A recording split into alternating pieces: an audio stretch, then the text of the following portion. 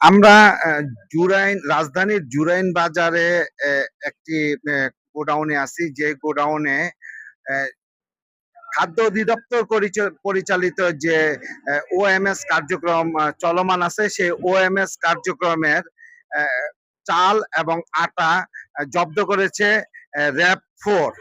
RAB 4 এর একটি unit এখানে এসে গোডাউনে খাদ্য অধিদপ্তর পরিচালিত, এখানে দেখা যাচ্ছে যে খাদ্য অধিদপ্তরের লোগো লাগানো বিপুল পরিমাণ চাল এখানে জব্দকৃত অবস্থায় গোডাউনে জব্দ করেছে। তারা অবৈধভাবে যে সকল ডিলাররা চাল এবং আটা ওএমএস এর জন্য গরিবের জন্য নিয়ে আসে এবং ট্রাকে বা দোকানে গরিবের জন্য যে বিক্রি করে, সেই চাল এবং আটা অবৈধভাবে যাদের কাছে বিক্রি করে তাদেরই একজন এই গোডাউনের মালিক। সে এই ওএমএস এর চাল এবং আটাকে প্রক্রিয়াজাত করে কিভাবে, দেখেন এইখানে দেখেন, এই যে বস্তাগুলো দেখতেছেন নূরজাহানের ব্র্যান্ডের, এই নূরজাহান ব্র্যান্ডের এই বস্তাটার ভিতরে আপনি চাল, এই যে ওএমএস এর বস্তা কেটে নূরজাহান ব্র্যান্ডের চাল বানিয়ে ফেলছে।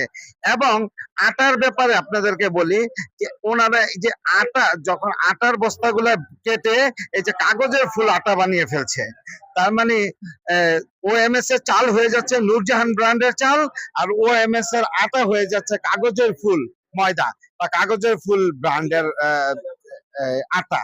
এইটা আবার বিএসটিআই লোগো আছে, দেখেন এই চোরাই জিনিস, তার মধ্যে আবার বিএসটিআই লোগো লাগানো আছে।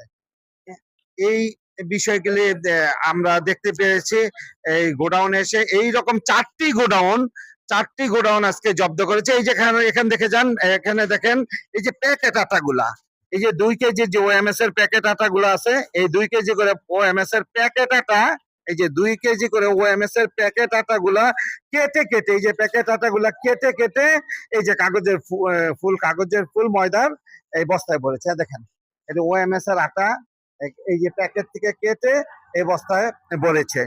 এইভাবে এই যে দেখেন এখানে সব ওএমএস এর কাগজের প্যাকেটগুলো প্রতিটি প্যাকেট এখানে রয়েছে। এই প্যাকেট থেকে এই কাগজের ফুল, এই যে কাগজের ফুল, এই যে একটি ময়লা, এই যে একটা বস্তা আমরা দেখতে পাচ্ছি, এই যে কাগজের ফুল, এই ব্র্যান্ড হয়ে বের হচ্ছে। তো আমরা জুরাইন বাজারে সেই দুপুরের পর থেকে দেখছি র্যাব 4 একটা অভিযান করেছে। এই অভিযানে মাধ্যমে র্যাব 4 প্রমাণ করেছে যে যারা ডিলাররা, ওএমএস এর ডিলাররা তাদের চাল এবং আটা গরিবের জন্য বরাদ্দ পেয়ে সেই চাল এবং আটা অবৈধভাবে এই সকলে যে গোডাউনের মালিক, এই সকল মালিকদের কাছে বিক্রি করে দেয়, যার ফলে গরিব ঠিকমতো পাচ্ছে না, বাজারে অস্থিতিশীলতা তৈরি হচ্ছে, বাজারে পণ্যের দাম বেড়ে যাচ্ছে, ফাঁকেতে এই চোরা কারবারি, মজুদদারি এরা লাভবান হচ্ছে। তো জুরাইন বাজার থেকে সত্যবাণী সন্ধানে থেকে আপনাদেরকে ধন্যবাদ জানাই। আপনারা এতক্ষণ আমাদের সাথে ছিলেন। সামনে কোনো আপডেট আসলে আপনাদেরকে অবশ্যই জানানো হবে।